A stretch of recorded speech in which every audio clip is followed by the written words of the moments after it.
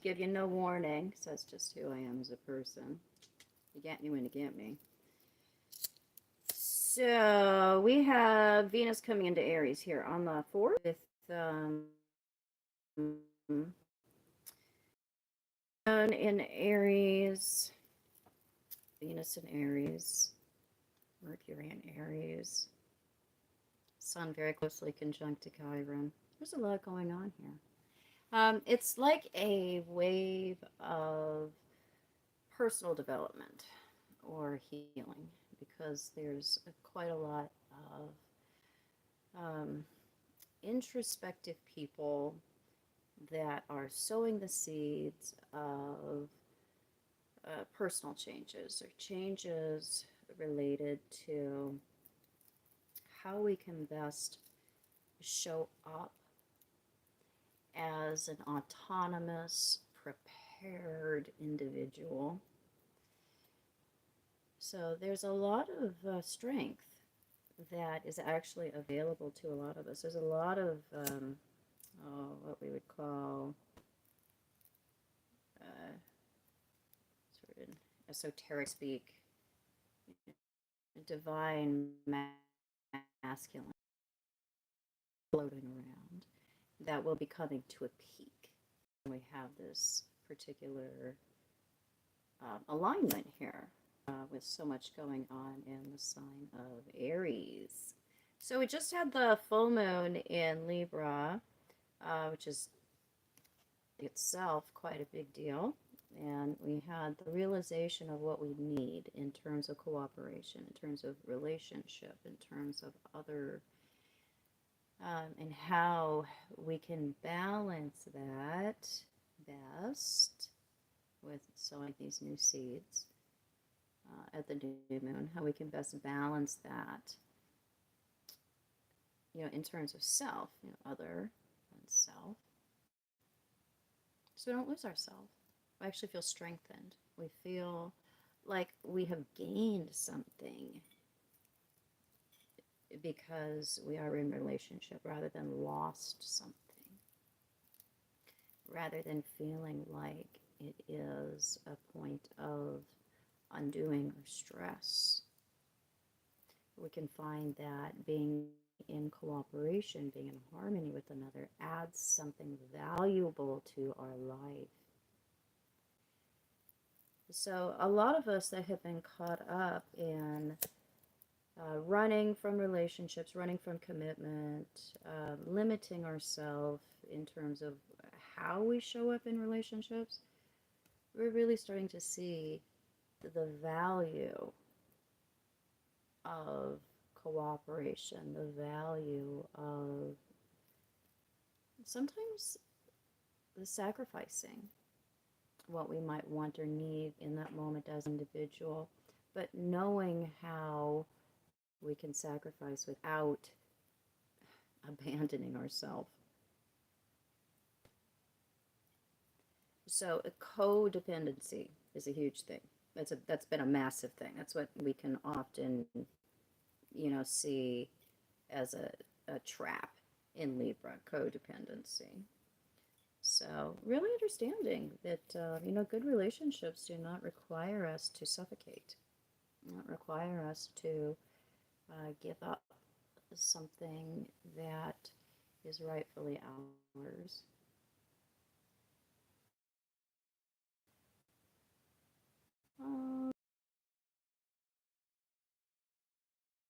A couple of questions.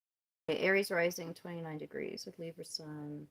Well, you're going to get both ends of the spectrum here when it comes to needing to assert yourself in a way that's clear, in a way where you can define yourself with the 29-degree Aries ascendant and the new moon coming to that. But with the full moon occurring in the sign of Libra, also needing to understand that sometimes we may not get to do everything that we want to do in the moment that we want to do it if we have chosen to be in a relationship. And that's something that we need to accept. It's not something that we need to blame partners for. We need to accept that that's the price we pay. Is it can't be about us all the time, but at that same time, we need to be able to be ourselves. So it's going to be a major thing for you because it's happening in the archetypal houses and with in the archetypal areas of life that we're already talking about. So it's massively emphasized for you. Yeah, if you missed the last live when I talked about Uranus conjunction, seems like it's going to create a conjunction to your Mars. Is there anything for you to worry about? No, that's a really good conjunction to have. It's not a difficult aspect. The conjunction is a new beginning. So it's the new cycle opening up. And it's happening with Mars. So there's an energetic flush that happens with that. So you want to act on immediately the opportunities that that conjunction implies. So we have action with, you have the in conjunction. Oh, did you get that wrong? You're telling me that now you're sorry it's the in conjunction. Wait.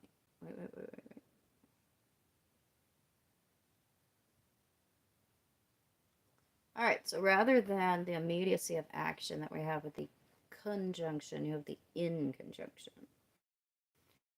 So that's where we can miss an opportunity if we aren't fast enough. In conjunctions imply a weakening effect. So we question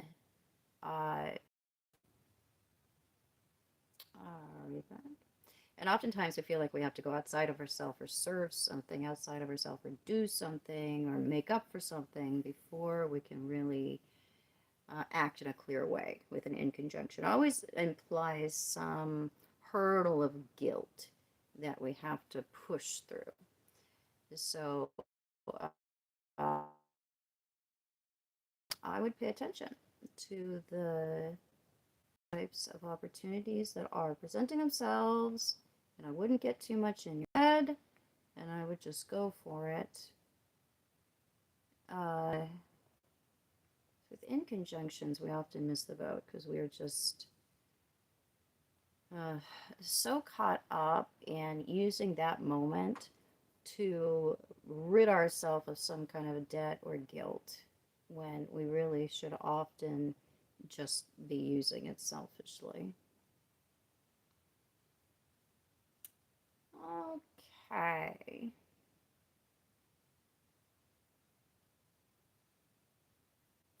So they'll take one more question. And I'll probably pop in with you. Probably pop more questions. I'll pop in with you guys this evening.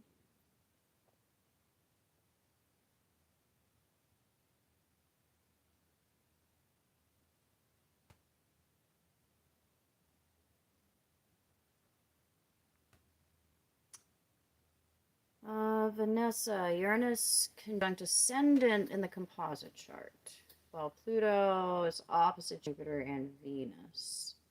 Any suggestions? Routine is a mess. Home is a mess. But as a family for 12 years. Well, Uranus conjunct the ascendant is not a bad thing. It does mean that it's a relationship that's definitely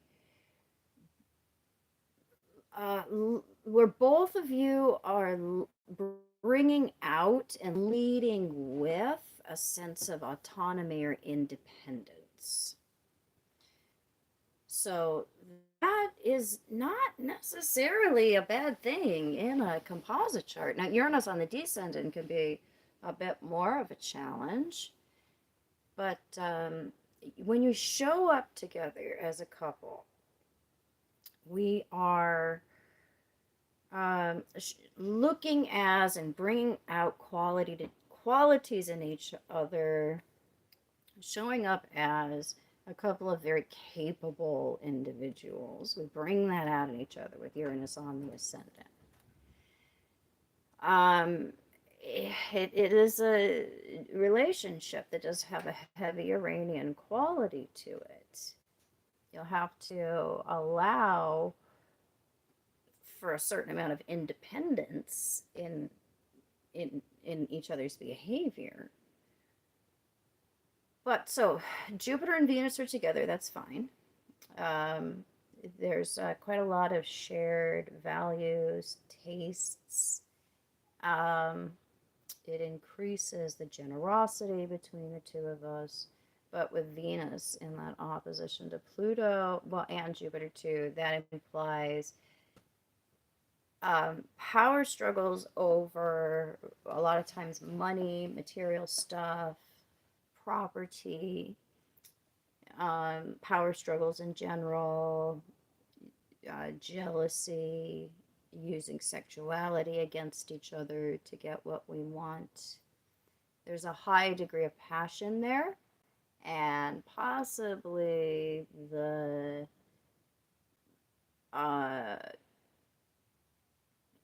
feeling like we need to make each other pay.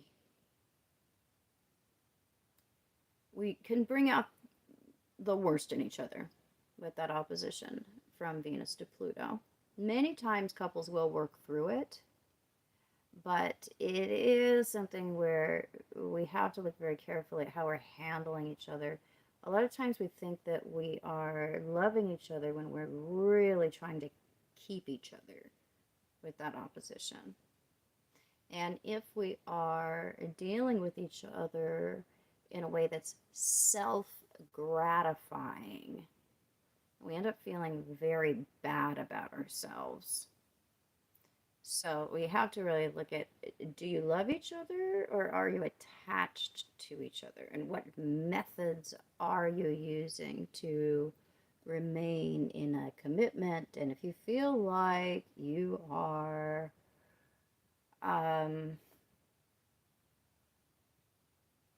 you're manipulating each other, then you need to take another look at how you're treating each other, what you're getting out of that. Many times what we're getting out of it is security. We have to look at the price, at what price. Very much it's the other person that's paying that price.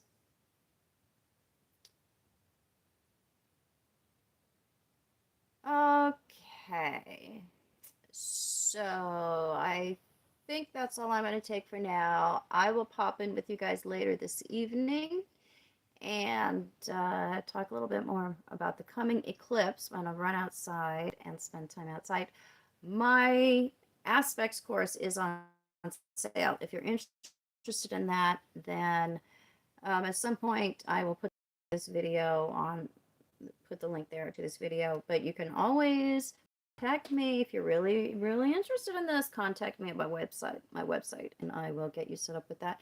That is the best course I think I've ever given, and I am editing the second part of it. There's a few more videos to add. The multiple planets and aspect course. So if you're interested in the aspect course, it's only on sale for 1 week. And it is an awesome course. It's like, what, 52 videos? Where I go through all the different aspects, aspect combinations. It's a good one. So I will see you guys later today.